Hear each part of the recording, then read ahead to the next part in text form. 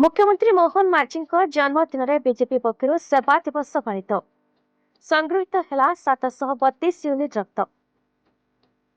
केन्दुझर माटीर नेता तथा ओडिशार जनप्रिय मुख्यमंत्री श्री मोहन चरण माझी जन्मदिन को आज बीजेपी केन्दुझर जिला पक्षर धूमधाम पालन कर जिला सभापति अंशुमान सबुज महंत वर्मा नेतृत्व में आज दिन को केन्दुझर भाजपा कर्मी मैंने सेवा दिवस भाव में पालन कर अवसर में आज जिला बीजेपी कार्यालय विशाल रक्तदान शिविर अनुष्ठित हो जाए।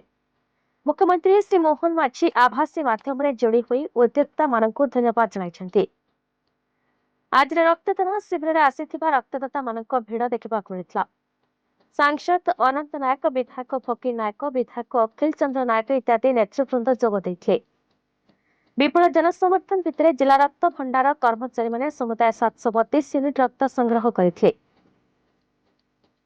सबीर दास, राजेश सिंह, सुखदेव महंत, अनुव्रत बेहेरा, विवेकानंद महंत, शिव कुमार राठौर, विश्वजीत त्रिपाठी, अशोक बेहेरा, देवप्रसाद मिश्र, दीपक जेना, दिलीप पंडा, विष्णु त्रिपाठी, रूपेश राणा, जगमोहन कर, सूरज पारिक, असित नंदन महंती, जसवंत महाराणा प्रमुख समस्त कार्यक्रम को परिचालना करथिले।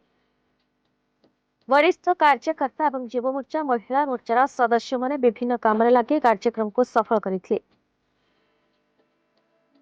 Bureau report, PE news, Odisha.